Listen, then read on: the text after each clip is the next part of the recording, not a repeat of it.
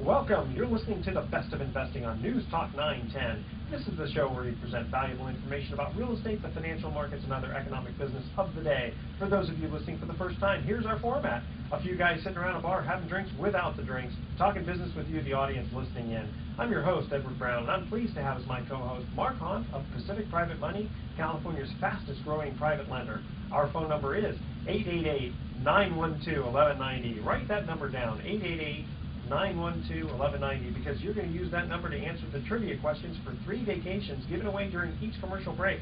That's right, we're giving away 9 vacations during this show. The vacations are sponsored by Lighthouse Resort and Marina, located 1 hour northeast of San Francisco. And the vacations are free. Their only request, a $75 cleaning fee to cover housekeeping expenses. Their website is lighthouseforfun.com. You can reach them at 916-777-5511. Summer's around the corner. Actually, yeah, just around the corner, so check them out.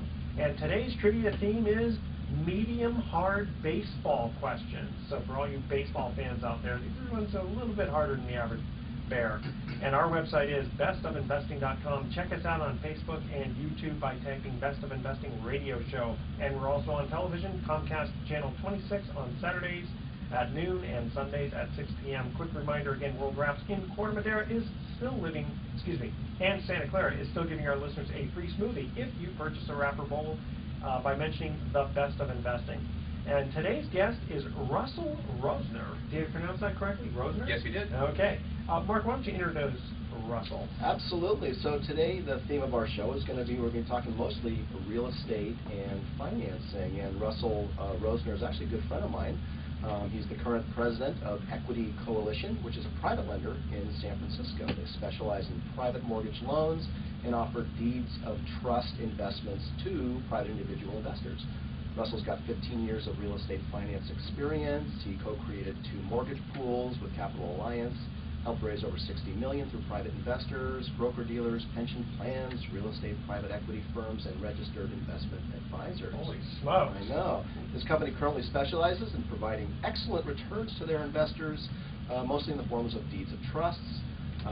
He has unique real-time understanding of the Bay Area distressed real estate markets because he works with many of the biggest buyers of foreclosed homes at the Bay Area county courthouses.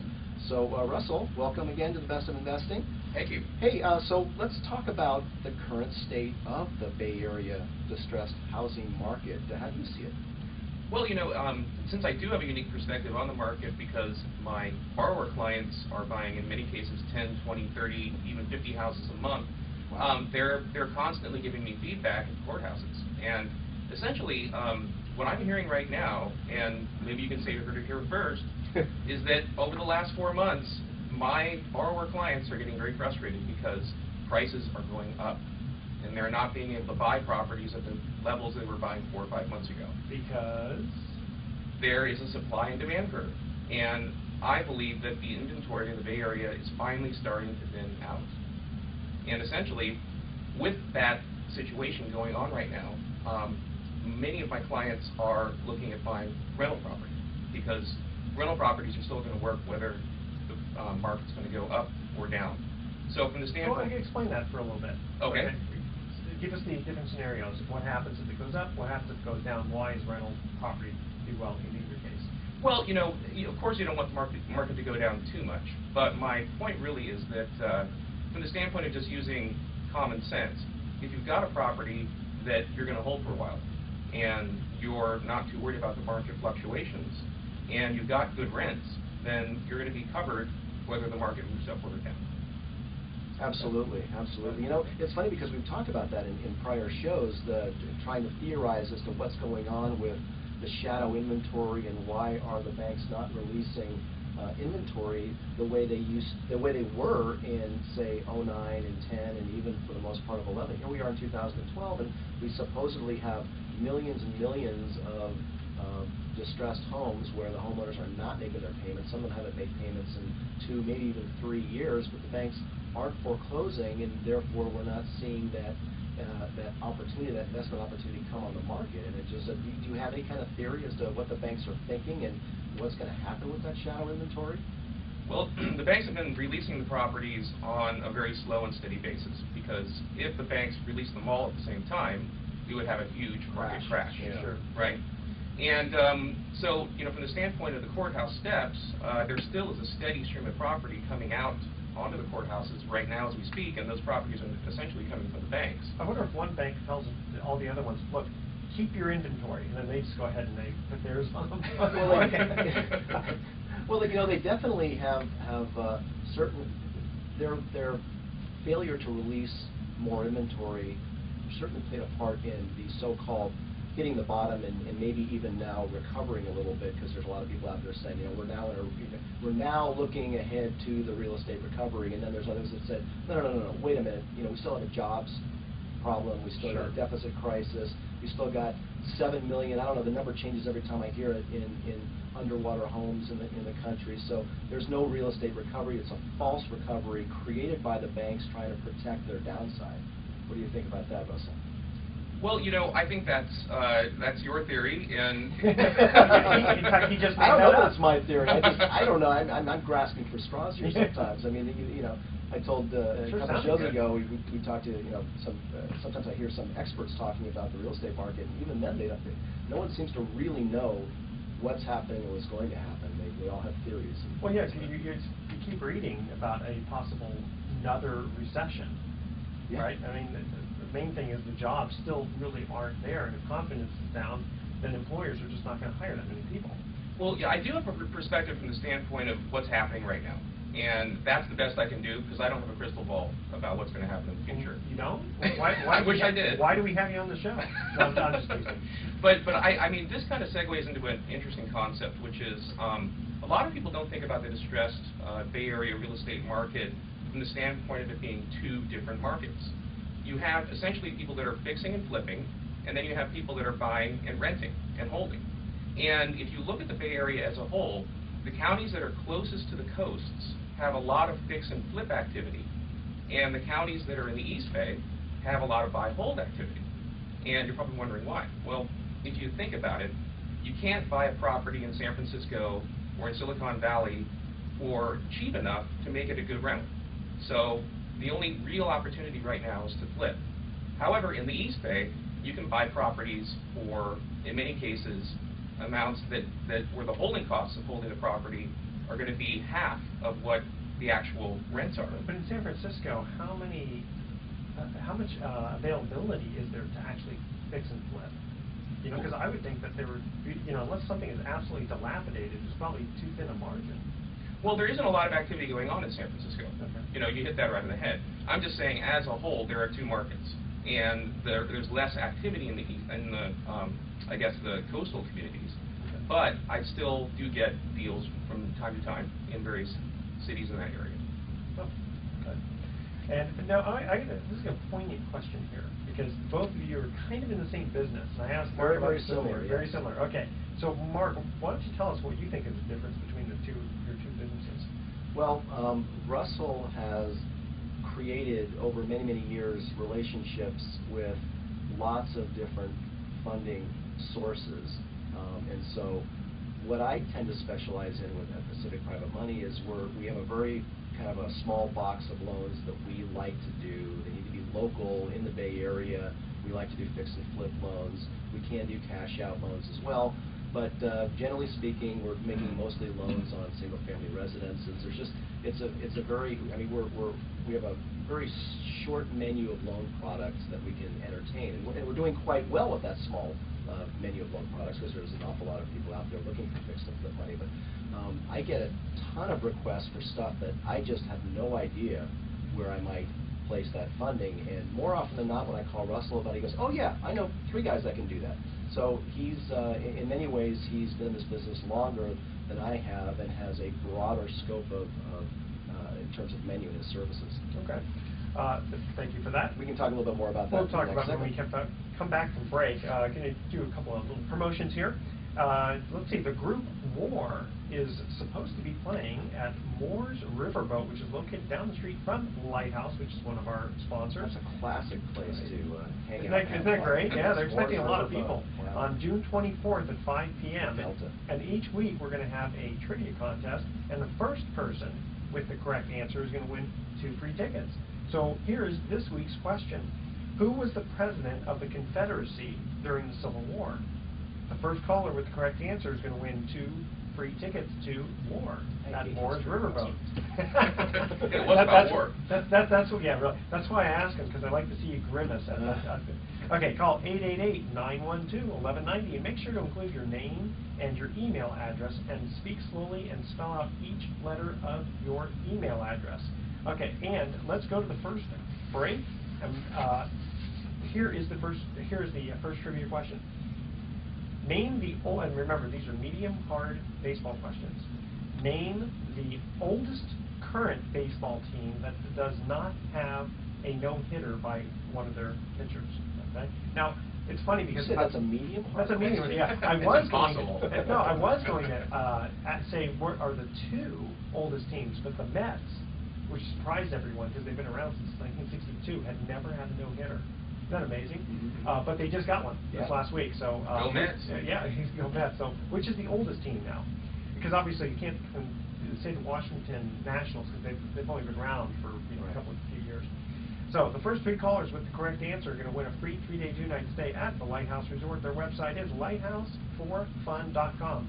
Call 888-912-1190. That's 888-912-1190 to answer this question. Name the oldest current baseball team that does not have a no-hitter by one of their pitchers. 888-912-1190. Make sure to include your name, email address, and remember to speak slowly and spell out your email address 1 letter at a time. And we will be right back.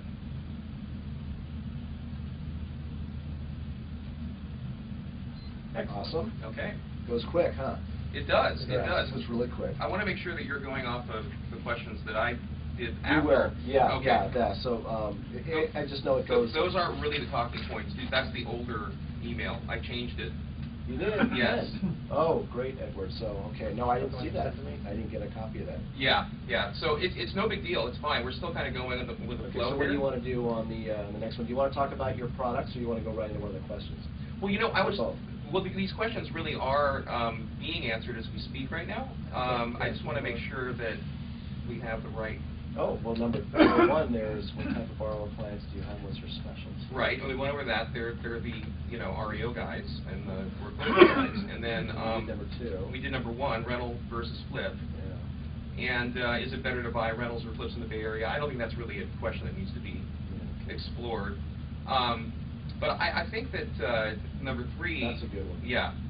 Why do they have to borrow private money? Mm-hmm. And I think that. But before we do that, I would like to talk about sort of my menu of products. Good. Yeah. Okay. But before I do, can I have some water? Yeah, right behind you. In fact, I was going to thank you for. I remembered it was while I was taking a sip, and I remember during the break to tell Russell to grab some water. You're watching me sip it there, and you're going, and it just like psychologically, your throat's going to dry Exactly. out. Exactly. Well, you could, you know what? If you open your mouth, I could squirt this in. I'm a good shot. And I have no idea what the baseball questions are, but I do know Jefferson Davis. Yes, that is correct. Did you know that, Mark? No, I did not know Jefferson Davis. A lot of people are probably going to answer Robert E. Lee. Yeah, right. That's probably what I A would. lot of people are going to do that. So then you've got why do people have trouble qualifying for finance? That's correct. Yeah. And then what type of loan products are out there for these types of investors, which are the guys doing the foreclosures. And then the difference between doing an investment in a rental versus a flip, although that might hurt you a little bit, but you're okay with that. So Mark is a true team player. That's good.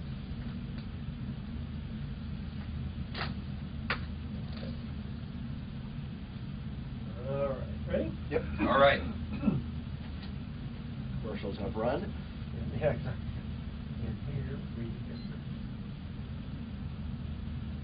Welcome back to the Best of Investing. I'm Edward Brown, your host, along with my co-host Mark Hunt of Pacific Private Money. When we get to the first commercial break, we asked this trivia question. Name the oldest current baseball team that does not have a no-hitter. Anyone? I have no idea. And if you No idea. answered the Seattle Pilots, you are incorrect. But it is the San Diego Padres.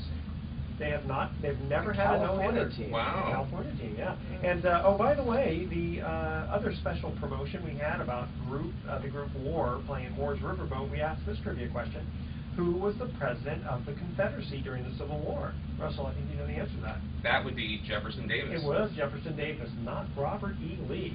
And we are in the studio with Russell Roesner. Roesner. What did I say? Rosen. No, Roesner. Don't you? I know your name. I think so. I'm just teasing you. Okay, Mark, you want to ask him a question? Oh, sure. Well, we were starting to get in before the commercial break about talking about the different types of products that Equity Coalition provides. And Russell, could you expand on that a little bit? Yeah, I'd be happy to. I mean, we have quite a menu of products, and the main reason we do is that not only do we work with direct investors, but we work with hedge funds, we work with private equity groups, and we work with a number of organizations out there that are willing to do loans, larger loans, and loans outside of the Bay Area. So we have the ability to fund loans all throughout California. We also have the ability to do loans in Nevada and Arizona. And we can do commercial loans as well. So apartment buildings, shopping malls, that sort of thing. Well, let me ask you, because you're talking about big borrowers there, why do successful companies with lots of cash and experience have to borrow money from private lenders and not the banks? That's a great question. Thank you. Yes. Well, you know, it's very interesting that Mark and I just came back from the Mastermind Conference in Las Vegas, where some of the top producers in the entire United States, mortgage producers, were there. And we got to talk to a lot of these guys. And I talked with one individual and said, hey, you know, what kind of loans are you guys doing? Or what kind of loans are the banks doing? And the banks are essentially just doing two types of loans: owner-occupied refinances and owner-occupied purchases. Now, for the most part, private money guys like us like to do non-owner-occupied loans. Sure. And right now, the federal government has almost no loan products for non-owner-occupied properties. And that's the main reason. Now, you include all commercial properties? Not all commercial property. I'm talking about single-family homes. Oh, okay. But the big thing that a lot of people don't realize is that Fannie Mae and Freddie Mac, which are two of the biggest buyers of loans out there from the big banks, will only allow a borrower to have 4 to 5 loans at a time. So if you want to have more than 4 or 5 rentals, you can't go anywhere else except to go to Mark or myself. Is it also limited by dollar amount too? Like some of them Yes. say, you know, if you hit $5 million, you can't borrow anymore. Yeah, I don't know what the general number is, Okay. but I know that the loan amount is capped at $729,500. Yes. So let's talk about why people have trouble qualifying for financing in the first place. You want to talk about that a little bit? Yeah, I'd be happy to. So when I get a phone call from a borrower, I immediately try to get some information out of them before we take an application or spend any time. Because then this usually is not a conversation with a big borrower or an experienced borrower, but somebody that might just be getting into the business. So to start off with, there's this misnomer that private lenders allow for no money down or low money down loans, and that's not the case. If you want to buy a house, you need to have skin in the game if you want to essentially go into business with my company. Because if you're borrowing money from us, you're going into business with us. Yeah, I remember there were some that would say, we'll give you a 120% loan.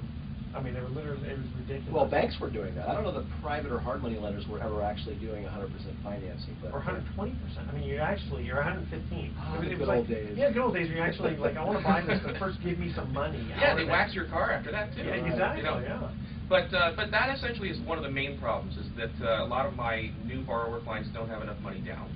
Now, there's something called OPM, which is other people's money. I've heard of that. So I suggest to you, if you want to get into the real estate investment business in the Bay Area and you don't have any money, call your uncle or call up your best friend, and maybe you guys can go into business together that way. So that's the number one problem right there. The second problem is that often borrowers will come to us with a loan amount that is so small that it's not cost effective for our company to do it. Sure. And I'm not talking about $5,000, but You know. What is your minimum? $50 or $100,000? No, our minimum is $100,000, and really to explain why that is, there are fixed costs for our company to do a loan. We have to pay our admin staff, we have to do docs, we have to evaluate the property's condition and value, and it doesn't matter if we do a $50,000 loan or a $1 million loan. It costs us the same.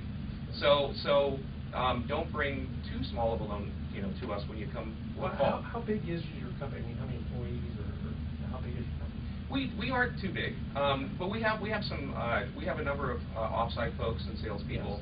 Yes. So it ranges from 3 to 5. Okay. Yeah, and Kind then of nice and boutique. That's right. Yeah. We're a boutique lender. Nimble. Nimble.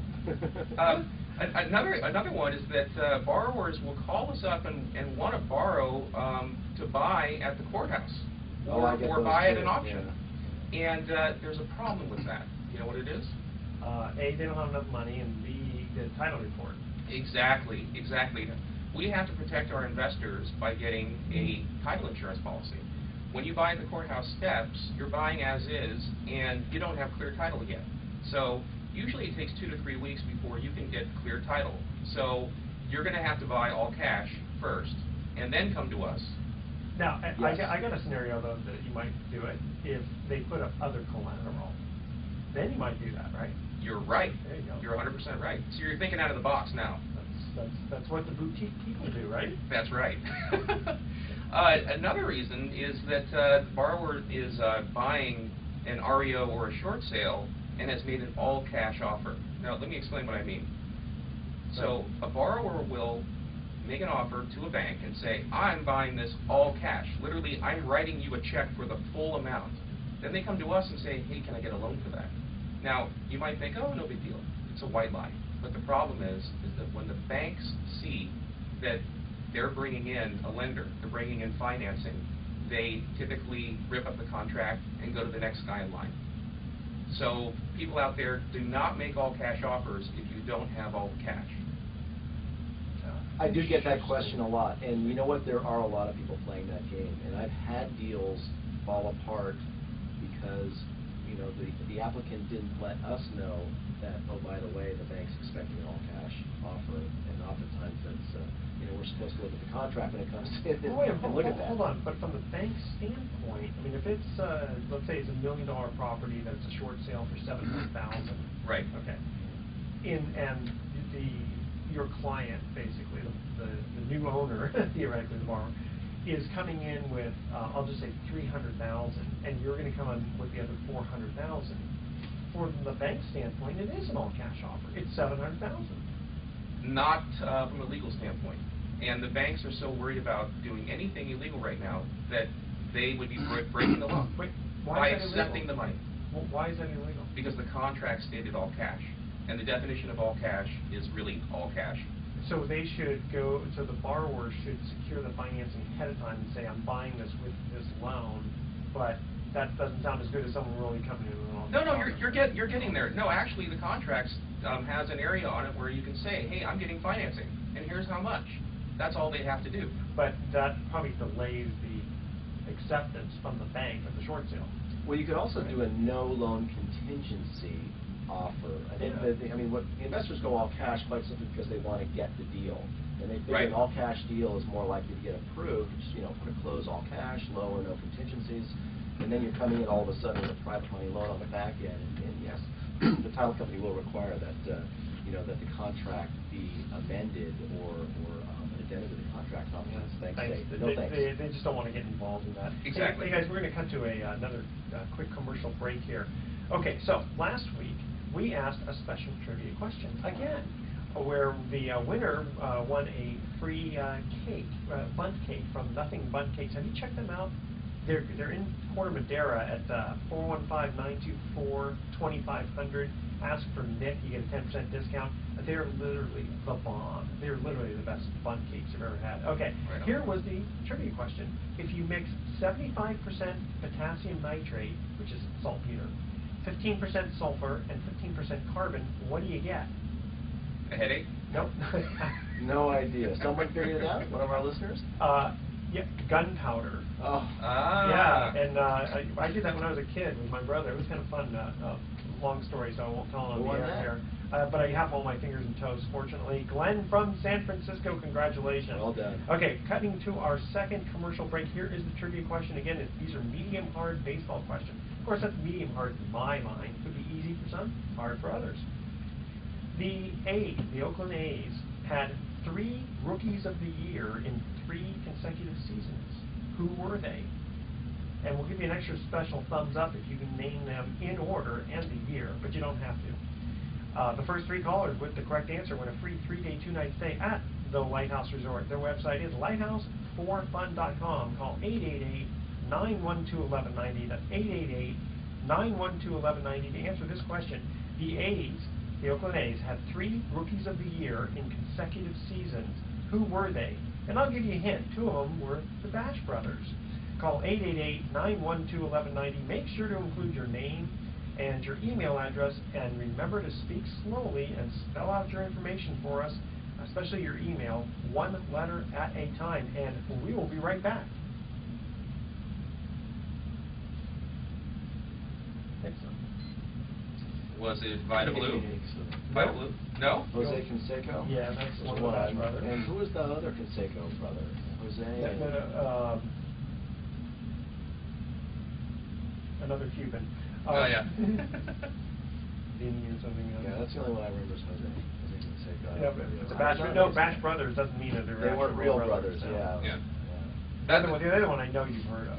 So. That went better because we're following my agenda there. Yep. Yep.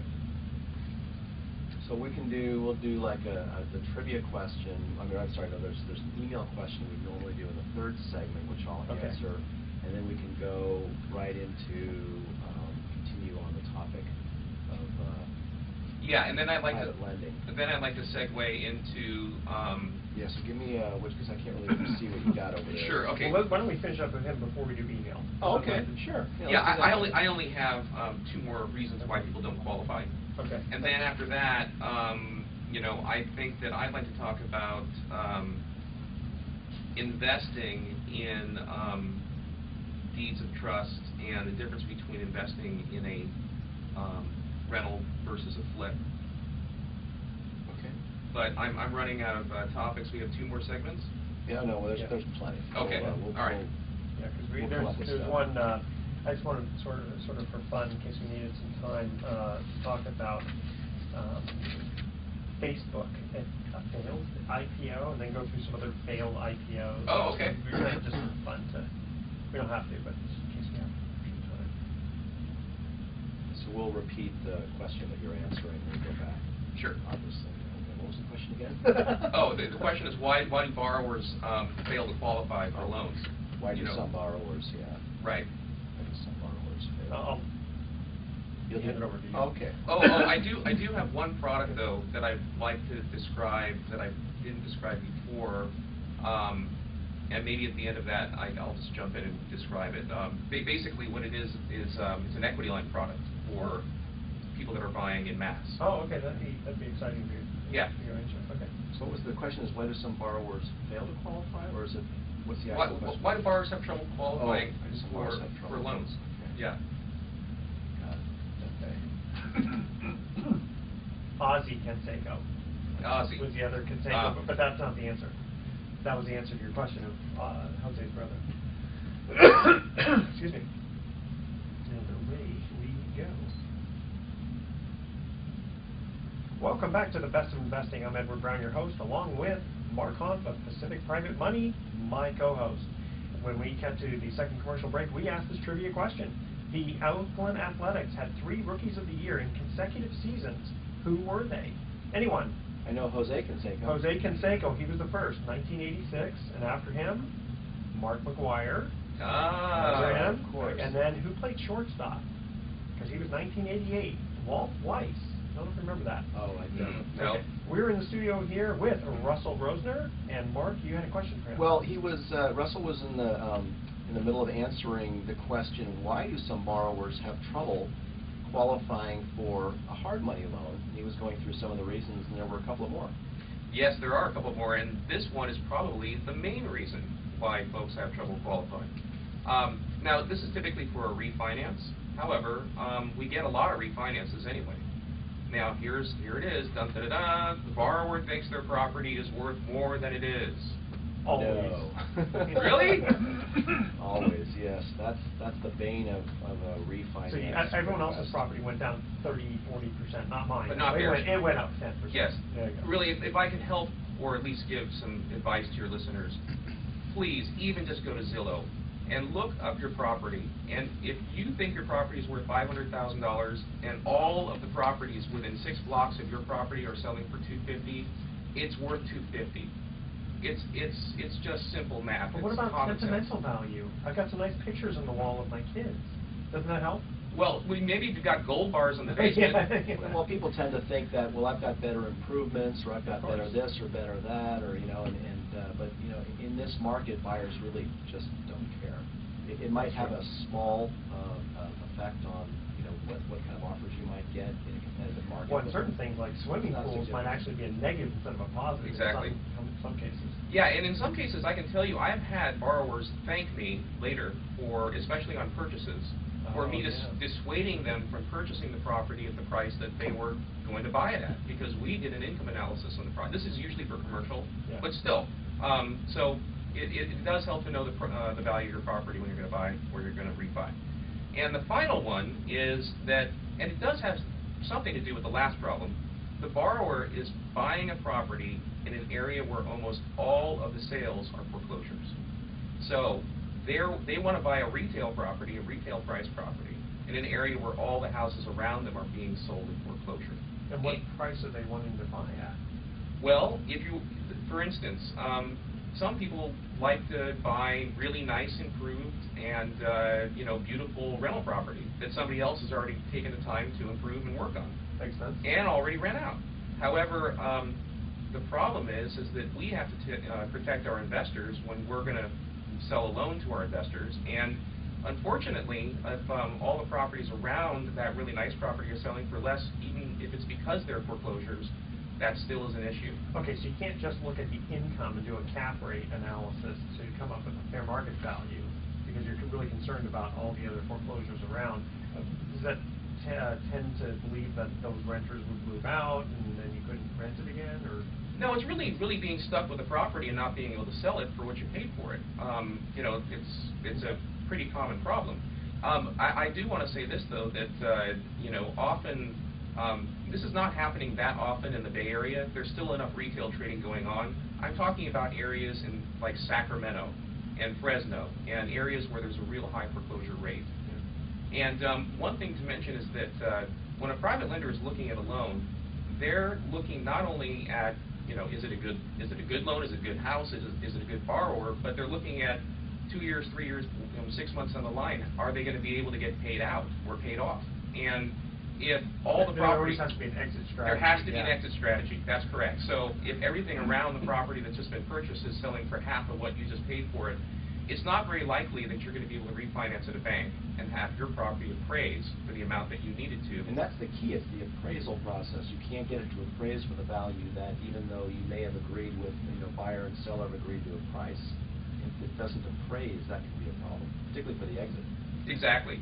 So if you actually don't have any of these issues, give me a call, and I'd be happy to help you. To take a step back, I wanted to mention something about my larger clients that are buying 10, 20, 30, 40 houses a month. If you think about this, That's amazing. It is amazing. 30 to 40 houses. How can you do that much due diligence on unless you buy a whole block? They have a lot of employees. Oh, okay. And they've been doing it for a long time.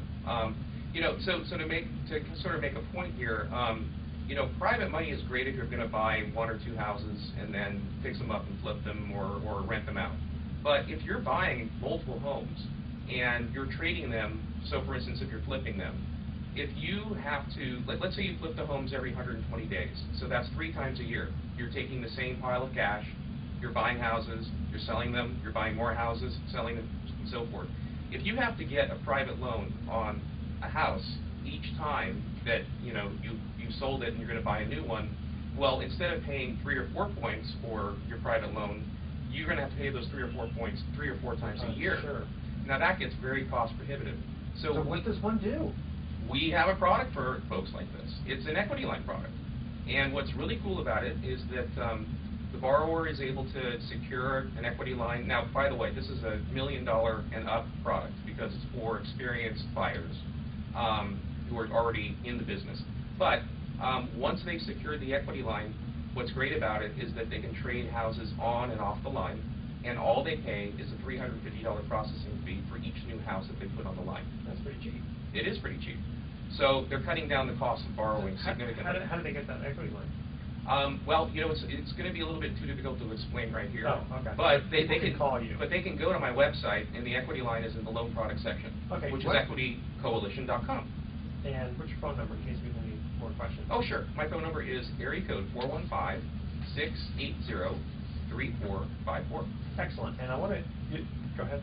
Oh, I had another question for Russell, because we were going to talk about, we were talking off the air about investing in deeds of trust versus buying rental property, and you had some, you wanted to share some information with our listening audience. Well, sure. You know, we were talking about our different companies and what we focus on, and Mark, correct me if I'm wrong, but I think you do quite a bit of business with people that are fixing and flipping. Yes, absolutely. And our company tends to focus more on individuals that are buying and holding and renting. And I just wanted to juxtapose the two in regard to, you know, investment products. You know, if you look at the at a loan that's put on a flip, that might be a very secure loan, and I think that you do great work and you have a great track record at your company. But if I'm an investor and I invest $50,000 at a 9% rate on a flip, and that house is flipped in 6 months, well, guess what? I've got to scramble for another loan in a month or, you know. And so the issue here is that your money is not vested on a long-term basis. It's going in and out of the market. Now, some people like the idea of being able to get their money back quickly. However, I'm more along the lines of feeling that it's best to have your money in a good property, and if it's a rental property, you have the rents to back up your mortgage payments should something happen to your borrower. And it's nice to be able to do a loan for 1, 2, 3 years. And just to make a point here, most of my clients that want to do rental property loans want longer-term loans. Yeah, I mean, 1, 2, 3 years is not a long time. It'd be one thing if you're like a regular bank doing 15 and 20 years, but you know, 1 to 3 years isn't that much. The interesting thing about this industry of private lending or trust deed investing is that there are so many products out there, or someone who wants to invest in a note to consider. So if you like the idea of being able to get your money back into your account and have the control of it every 6, 8, 9, 12 months, then short-term fix and flip products are a great way to invest. If you'd rather have a 2 or 3 year funding commitment and not get your money back too quickly, because quite frankly you really don't want to spend that much time analyzing investments, then absolutely, the 2 to 3 year note investments are the way to go. Okay, tell you what, we're going to go to a quick special trivia question, go to break, and when we come back, we got an interesting email for Mark Hahn. Okay, here is the special trivia question where the winner is going to receive a free 2-night stay at the Ritz-Carlton Laguna Niguel. Americans buy enough of this to wrap around the earth 5.5 times. What is it? Now, here are the rules. You can't be a previous winner on the Best of Investing, and you need to email edward@bestofinvesting.com the answer by midnight tonight. And here, for the Ritz-Carlton Half Moon Bay, is located halfway between Los Angeles and San Diego, and the Ritz-Carlton Laguna Niguel sits on a 150-foot bluff with panoramic whitewater views of the Pacific Ocean and 2 miles of sandy beach. The resort is a reimagined surfside retreat that awakens guest senses with its unique oceanfront setting and remarkable service heritage. As the premier destination for travelers who desire a playful approach to Southern California luxury, the resort features Raya, a restaurant concept of Chef Richard Sandoval, 180 Blue, an oceanfront lounge, and Jean-Michel Cousteau's, ambassadors of the environment, offering one-of-kind eco adventures. Visit ritzcarlton.com/Laguna Niguel. And when we cut to we're going to the third commercial break. Here is the final trivia question, and again, it's regarding baseball, and they're medium hard questions. Okay, here, I think this one's a little bit easier if you remember this. This scandal involved a little leaguer whose team was disqualified because he was too old. This happened just a few years ago. What was his name? The first 3 callers, you're giving me the eyebrows, Mark. The first 3 callers with the correct answer, obviously you don't watch the Little League World Series. I don't. Okay, this is on the Little League World Series. I have girls. Okay, that's right, that doesn't help. The first 3 callers with the correct answer win a free 3-day, 2-night stay at the Lighthouse Resort. Their website is lighthouseforfun.com. Check them out. Call 888-912-1190. That's 888-912-1190 to answer this question. This scandal involved a Little Leaguer during the Little League World Series a few years ago whose team was disqualified because he was too old. Who was he? Make sure to include your name and email address, and remember to speak slowly and spell everything out for us, please. And we will be right back. Hey. Yeah, good radio voice, Edward. Well, thank you. Yeah. You're doing great. Yeah. Ah. I know, it's like, you know, I talk so much during the week. By Friday, it's like, Oh, I agree. know. Live on the phone. yeah. Yeah, no, I can imagine this being even better. I mean, Mark asked me while we were at a conference drinking beers. Drinking beers at a conference. How yeah. come you didn't invite me? Beer and shots. Beer and shots. That's when all the secrets Oh, come yeah, I out. felt like shit yesterday. Oh, my yesterday God. morning, Oh. I think I had 5 or 6 beers. I lost count. But, I mean, that's not a lot. I mean, No. I used to drink a 6-pack every day after work and, you know, barely felt it. But I guess as you get older and you don't drink as much. Yep. Yeah. That's true.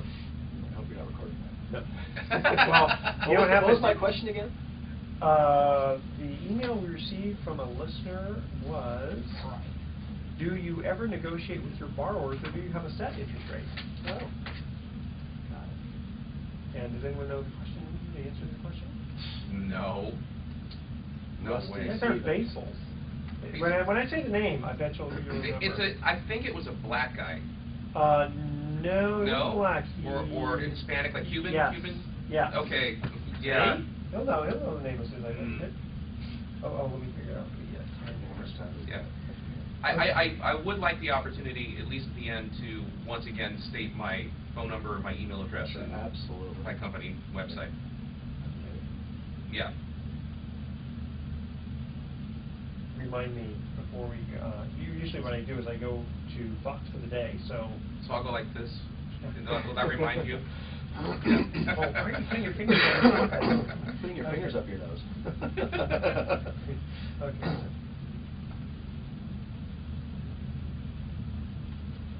KKSF. KKK. Absolutely. No, I love KKSF. Yeah, But- you're on Fox News Radio. But what happened? Strong and good. On the FM, they got taken over by who? Weren't they on? No, AM 910, but they Oh. used to be KNEW, Fox News Radio. Yeah. And then what's interesting, what we're getting a big coup is KGO let go of Like everybody fired except for everybody. fired everybody except for Ron Owens. Oh, So wow. we get all kind. I usually average about 30 calls per show. Wow. The questions and sometimes specifics like, hey, that guest you had on, I had a guy literally email me and say, 6 months ago you had a real estate attorney on and I can't remember his name.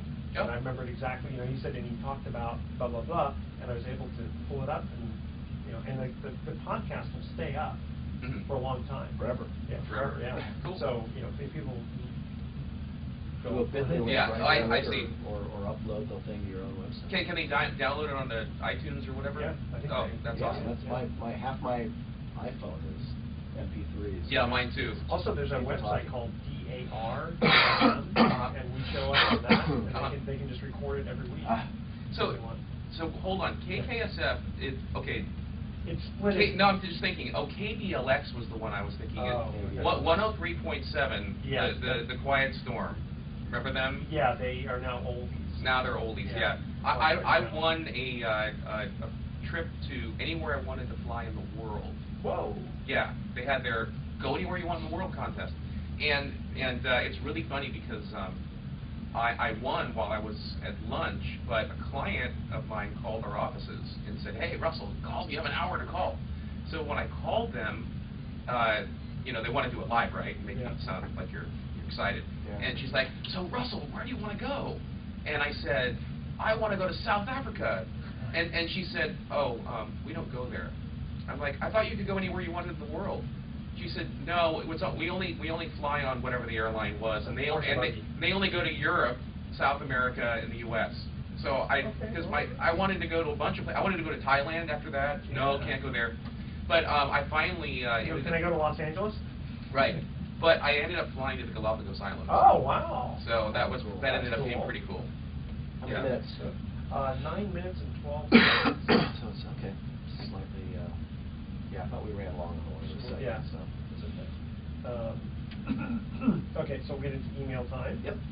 And you want to do your Facebook? Or do you yeah, because I'd like to try to get when we have.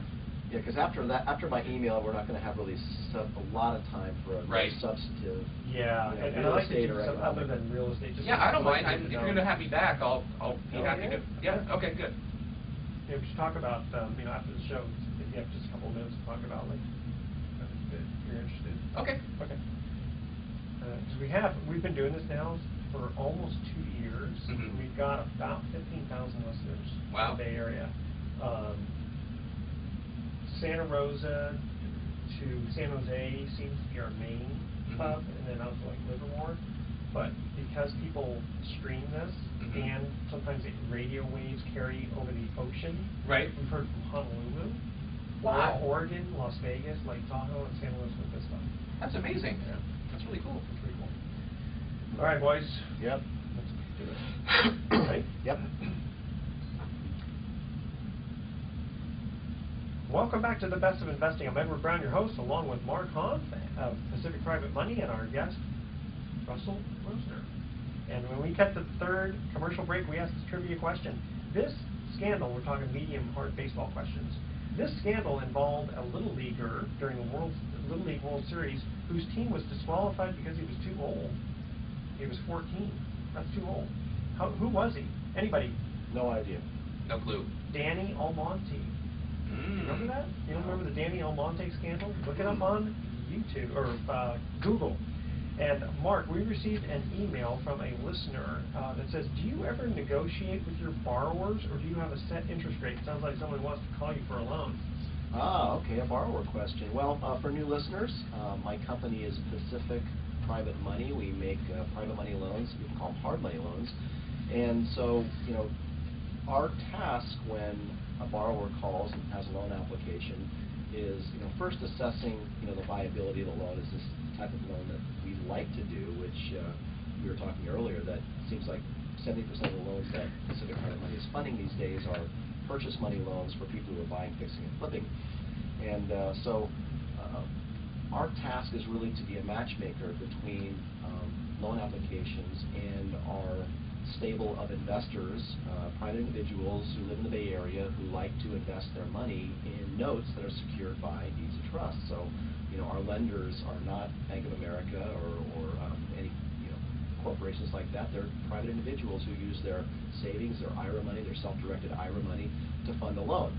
And so, I can generally quote with reasonable accuracy what I think I can fund or what the pricing of a loan will be. So, for example, if someone calls me and says I'm going to buy, fix, and flip the property in Oakland, generally speaking, I can say with certain certainty that, well, I know I can do it at 12%. Yeah, that is, sure. because it's you're talking about a short-term loan, and Oakland still, for many lenders like Pacific Private Money, is a 12% town. And what I mean by that is, if you come over the bridge to San Francisco or Marin County, you could probably get that money at 11 or maybe even 10. So it really is a matchmaking exercise. And I do get borrowers who, maybe they say, well, I'm really interested in getting a single-digit interest rate. Can you get me something in the low to mid 9s? And then and generally I'm pretty honest with them. If I, after speaking with them and finding out what kind of borrower they are, what's their experience, do they have good credit, even though that's not a condition generally of funding, and where is the property, what's the neighborhood, based on those variables, and the fact that I know my investors pretty well, and plus maybe that week I got a call from one or more investors saying, hey, I'm sitting on a pile of money, I want to put it to work. And generally, if there's that kind of demand, maybe I can squeeze a little bit better interest rate out of them. Well, let me make one correction. You said you're pretty honest about things. I'd say you're very honest. Oh, I thank you for that. Yeah, I actually hear from some people who, say that, gosh, dealing with Mark is really great because he's very open. It's an open book. He doesn't bait and switch. Whatever interest rate he tells you is going to be really, really close. It's only for weird, extenuating circumstances, like the borrower didn't tell you something that might change. Well, thank you for that. And I certainly like to try to keep that as my business style and practice. But it's not unusual. In fact, it happened to me this past week, where a borrower wanted a certain amount and a certain rate for a transaction, and I went to a sophisticated lender. I went to a sophisticated lender because it was a larger loan amount than I typically do, and that lender countered the terms because I actually, I put it out there to my investor at the rate in terms and loan amount that the borrower wanted, and my investor, my lender said, I'll do it at this for this. So then I had to go back and yeah, but you didn't guarantee that you were going. No, and I don't. Yeah, I think it's a best efforts basis. Yeah, exactly. Everything's negotiable, right? Yeah, absolutely.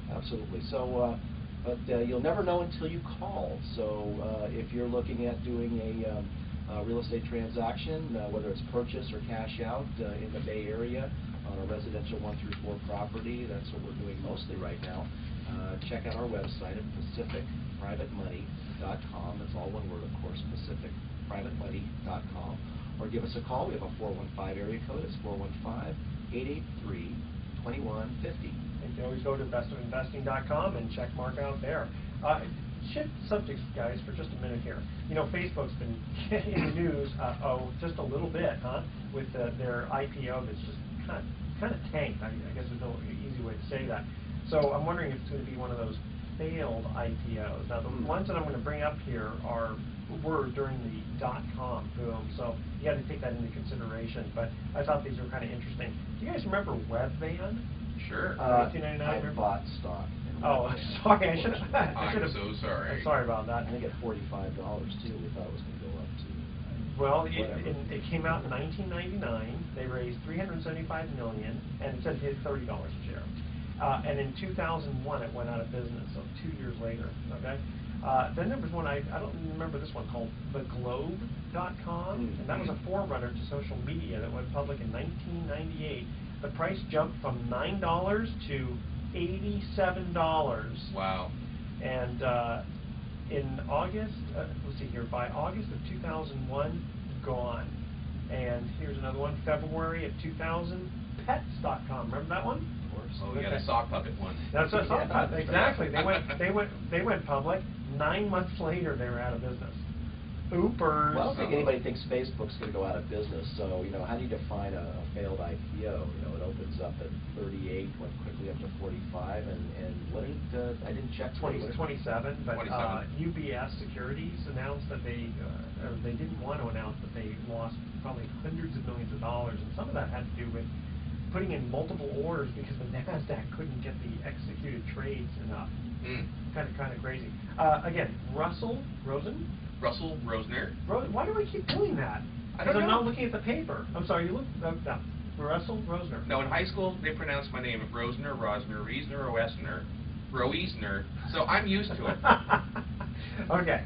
And again, how do people get a hold of you? People can get a hold of me in several ways. They can call 415-680-3454. They can go to my company, the Equity Coalition, at equitycoalition.com. Or they can actually send me an email, which would be rroesner, RROESNER. Hold on, I'm writing this down. Thank you. At equitycoalition.com. Okay, and you promise that if I don't mess up your name, that you'll come back again? I promise. Russell This has been a lot of Roesner. fun. It has been fun, hasn't it? Certainly. Okay. And Mark, any last comments before we go to thoughts for the day? Go Giants this weekend, and I hope for good weather. And it's the time of year where all the parades are starting and the festivals. I know the Nevada Art and Wine Festival is today and tomorrow, and I'm going to go there right after the show. Excellent. Okay, here are our thoughts for the day. Why does the sun lighten your hair but darken your skin? I thought that was kind of interesting. A little science question there. Yeah. And who is the guy who's brave enough to put the thin ice sign in the middle of the thin ice. You ever think about that? Maybe they do it by helicopter. They drop a sign that says thin ice. Put it on a Frisbee. Or put it on a Frisbee, exactly, that would work. All right, tune in next week to the Best of Investing. We're going to be giving away 9 more free vacations for answering trivia questions. Thanks for listening. On behalf of our team, I'm Edward Brown, wishing you the best of investing. So long.